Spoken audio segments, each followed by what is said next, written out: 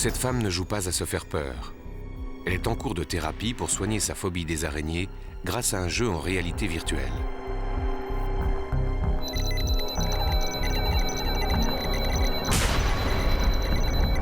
Le docteur Stéphane Bouchard est cyberpsychologue.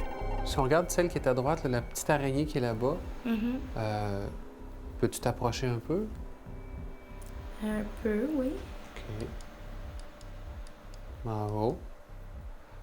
Là, ton niveau d'anxiété de 0 à 10, tu l'estimerais à combien?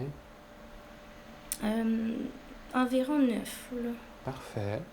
OK, on va prendre notre temps, on va se laisser apprivoiser la peur sans éviter, puis attendre que ça retombe pendant un instant ou deux, puis on s'en reparle tantôt, d'accord? D'accord. On croit souvent que le réalisme est nécessaire pour stimuler la peur chez les phobiques, ce qui n'est pas tout à fait le cas. Les phobiques ont peur en réalité virtuelle parce que la peur, c'est une émotion. Les émotions, c'est pas logique. Alors, il suffit d'avoir certains ingrédients, l'interactivité, un minimum de réalisme, et ça y est, le tour est joué. Les gens vont réagir avec anxiété. L'essentiel de l'efficacité du traitement des problèmes d'anxiété et des phobies spécifiques réside dans le fait d'apprivoiser ses peurs. Mais comment la patiente va-t-elle réagir à la vue d'une vraie araignée? Bon, ben, on va essayer de quantifier les progrès qu'on a faits.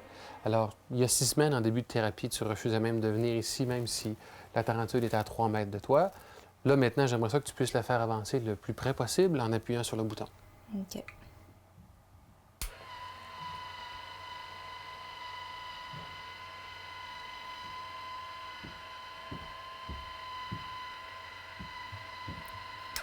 Non, attends.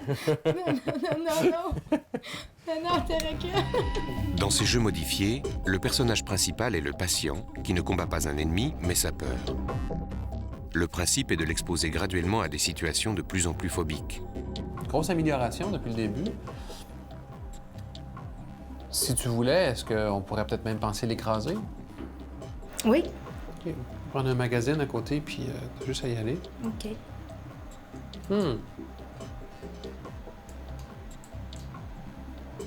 OK. Comme ça. C'est bon. Si on s'intéresse à l'efficacité, on va constater que entre 6 et 8 semaines sont nécessaires de thérapie à raison d'une fois par semaine à l'aide de la réalité virtuelle, ce qui se compare autant sur l'efficacité que sur la méthode avec la thérapie plus traditionnelle où on va apprivoiser nos peurs à l'aide d'araignées vivantes ou avec des images. On guérit déjà avec ces images plus de 80% des cas. Enfin, presque tous. Il est fascinant de réaliser jusqu'à quel point les phobies spécifiques peuvent être handicapantes. Par exemple, je pense à une dame que j'ai rencontrée qui a dû vendre sa maison parce qu'un jour, une araignée s'est glissée en dessous du réfrigérateur. Personne n'a jamais été capable de retrouver l'araignée. Elle est obligée de vendre.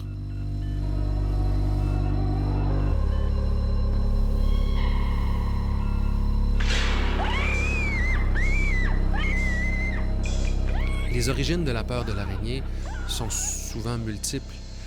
Mais une chose est sûre, on va voir une certaine prédisposition génétique chez les gens, l'apparition de comportements d'évitement, ne se donnant jamais la chance d'apprivoiser ce qui leur fait peur. Évidemment, le cinéma ne pouvait qu'exploiter cette répulsion viscérale que provoquent les araignées. Les auteurs et producteurs hollywoodiens ont rivalisé d'imagination pour aboutir aux scénarios parfois les plus extravagants. Ces créatures féroces nous envahissent et viennent nous traquer jusque dans nos salons. Elles sont géantes ou elles ont muté suite à un accident nucléaire. Ce goût pour l'invasion des arachnides débuta dans les années 50, moment où certaines peurs inconscientes, motivées par la course à l'arme nucléaire, la guerre froide, alimentaient de nombreux récits catastrophes. Le thème du gigantisme animalier est au centre avec Tarantula, l'invasion des araignées géantes et de nombreuses productions hollywoodiennes.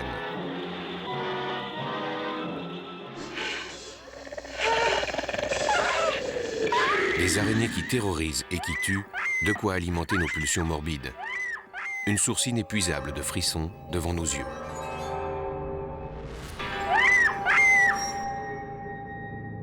Mais au fait, comment les araignées nous voient-elles? C'est ce qu'essaye de comprendre le professeur Dan Nilsson en se penchant sur leurs yeux. La vision humaine est de loin supérieure à celle de l'araignée. Les yeux de presque tous les animaux sont limités par les lois de la physique, car vous avez besoin d'un grand œil pour bien voir. Et naturellement, les araignées, avec leurs yeux beaucoup plus petits, ne voient pas comme les humains. Mais si vous pensez aux araignées géantes des films d'horreur, elles ont de grands yeux. Leur vision est donc potentiellement très bonne. Ainsi, si elles existaient, en ne considérant pas simplement la grandeur de leurs yeux, mais également le fait qu'elles en aient plutôt 8 que 2, elles constitueraient alors une véritable menace pour l'humanité.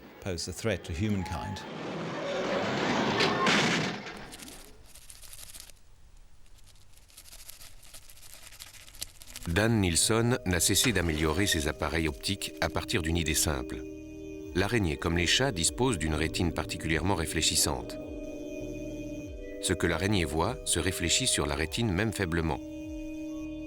En l'amplifiant par de multiples jeux optiques, Dan obtient ces images incroyables à partir d'un œil d'araignée plus fin qu'un grain de sable.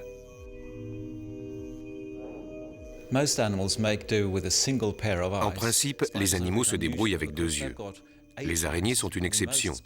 La plupart de celles qui tissent peuvent en avoir 8, et ces yeux ne sont pas particulièrement bons. Ces araignées sont donc très attentives aux vibrations. En revanche, les yeux des araignées sans toile ont évolué, puisqu'elles se fondent principalement sur leur vision pour capturer leur proie.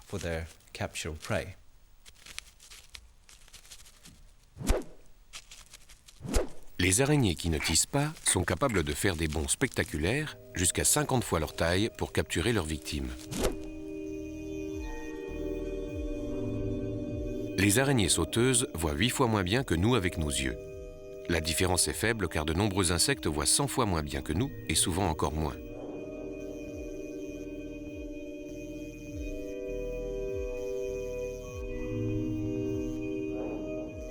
Le professeur Dan Nilsson est spécialisé dans la compréhension du fonctionnement des yeux des animaux. Mais les yeux des araignées ont fait plus que retenir toute son attention.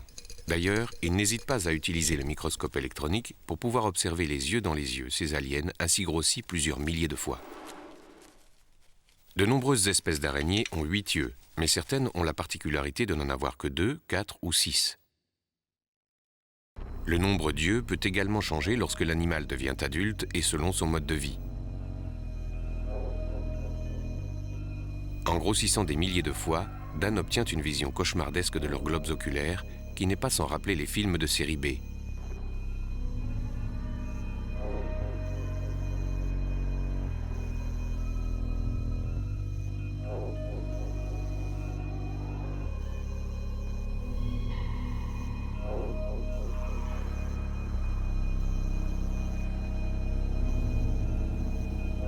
Mais ce n'est pas seulement dans les yeux que l'on trouve la réponse aux peurs et aux fantasmes que suscite l'araignée, c'est également dans ses mœurs. Redoutable prédatrice, certaines femelles dévorent même le mâle après l'accouplement.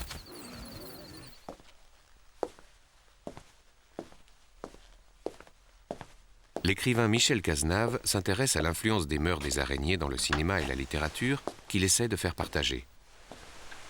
Le fantasme de la femme araignée est certainement l'un de ceux qui est le plus répandu, puisqu'on le retrouve pratiquement à toutes les époques et dans tous les lieux, et qui renvoie sans aucun doute à la terreur fondamentale, je crois, que ne veulent pas avouer les hommes, de l'animal qui va nous dévorer en même temps que nous sommes en train de lui faire l'amour. Il y a donc cette idée qu'au fond du sexe de la femme, finalement, ce qu'on trouve à peu près partout, il y a un nid d'araignée qui nous attend pour nous dévorer, pour nous faire disparaître.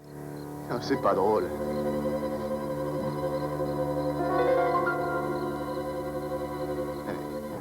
Qu'est-ce que ça veut dire? Qu'est-ce que vous faites? Ah, mais c'est pas sérieux. Qu'est-ce que vous avez? Je vous en prie, arrêtez. Il y a toujours dans la constitution masculine, je dirais, d'une part une peur absolument extraordinaire, et qui est est-ce que je vais être capable de faire l'amour? Il y a en même temps cette idée, est-ce que dans mon impuissance, il n'y a pas quelque chose qui va être pris, qui va être capté par la femme, comme si d'une certaine manière elle nous prenait notre suc vital.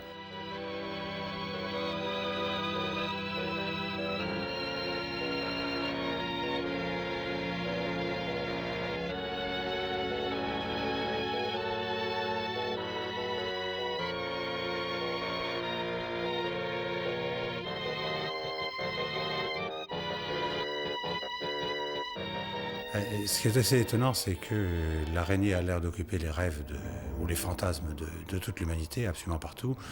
Et curieusement, on n'a pas l'idée qu'il y a des araignées mâles et qu'il y a des araignées femelles. L'araignée est toujours femme. C'est-à-dire la femme est au centre d'une toile métaphorique, si on peut dire. Elle attend l'homme pour le prendre dans ses filets, pour le manipuler en fin de compte, et pour en fin de compte le dévorer. Les mangeuses d'hommes ont ainsi pour la plupart des consonances féminines, veuve noire, tarentule, mygale. Leur seul nom évoque un mélange de fantasmes et de frissons. Quelle que soit leur taille, celle-ci fait quelques millimètres, leur forme et leur impressionnant crochet cristallisent nos peurs.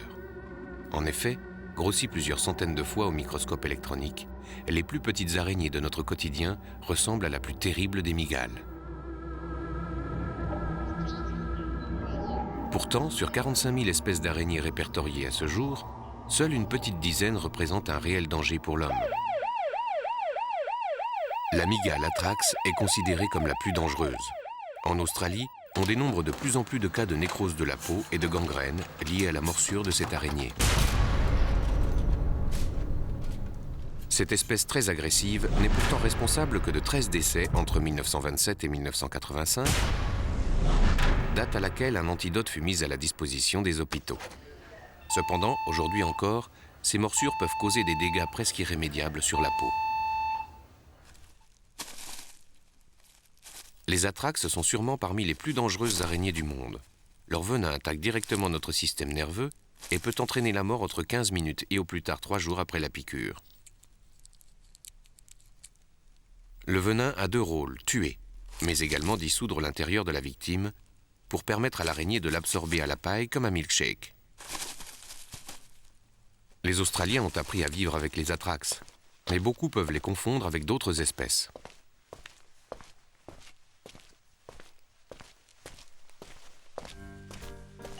J'ai trouvé cette araignée dans mon jardin et je me demandais si vous saviez ce que c'était. Est-elle dangereuse? Oui, c'est une araignée atrax mâle, la plus dangereuse araignée du monde.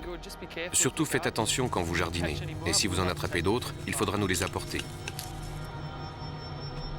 Les particuliers sont de bons fournisseurs d'atrax pour l'université de Sydney. Le venin d'araignée est en train de devenir un véritable objet de fascination pour la science moderne.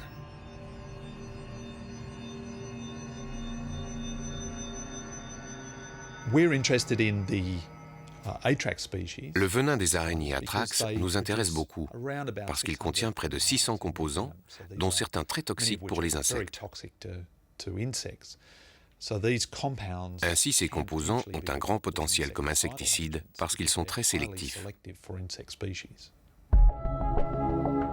En effet, certains composants du venin n'agissent que sur le système nerveux des insectes. Ils pourraient être isolés et intégrés dans des insecticides contre les ravageurs de récolte.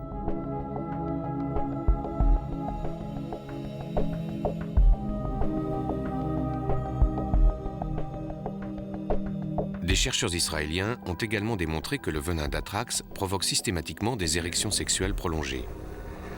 Un substitut au Viagra serait ainsi à l'étude. Le venin agit sur le système nerveux, à la différence du Viagra qui provoque une dilatation des artères. Dans un avenir proche, on pourra peut-être ainsi utiliser un peptide, c'est-à-dire un ensemble de protéines du venin à des fins thérapeutiques. Nous pensons que le peptide naturel des venins d'araignée peut être utilisé en thérapie contre de nombreuses maladies causées par des défauts mécaniques comme la dystrophie musculaire, les problèmes cardiaques, l'incontinence et probablement les tumeurs du cerveau.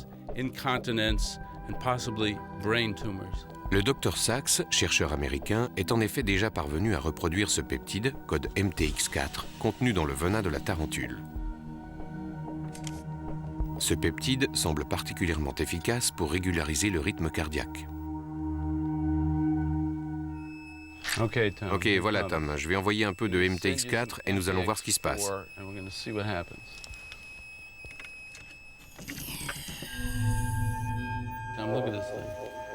Tom, regarde ça. C'est une cellule de muscle malade. Elle ne devrait pas, mais elle bouge. C'est une cellule de muscle dystrophique. Je pense que nous pouvons la bloquer avec du peptide d'araignée. Utilisé chez l'homme, ce peptide peut immobiliser les cellules à l'origine du dérèglement du muscle cardiaque. Son principe, bloquer les cellules responsables de l'augmentation anarchique des contractions sans affecter celles liées à un rythme normal. C'est avec précaution que le Dr Sachs manipule le peptide synthétisé, dont le prix de revient est de plus de 2000 $ le milligramme. On peut ainsi dire que les tarentules lui donnent du baume au cœur. Allez, tranquille, Peggy. Mais c'est également en agissant dans le cerveau que le venin d'araignée pourrait trouver son avenir. En effet, dans les tumeurs au cerveau, on sait que la présence des cellules cancéreuses conduit d'autres cellules à libérer des agents chimiques favorisant la croissance de la tumeur. Il serait donc plus qu'intéressant de pouvoir les bloquer.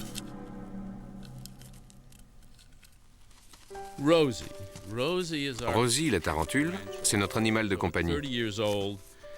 Elle a plus de 30 ans, c'est la mascotte de notre laboratoire. Nous ne récoltons plus son venin parce qu'elle est devenue notre amie, mais nous prenons le venin de ses consoeurs.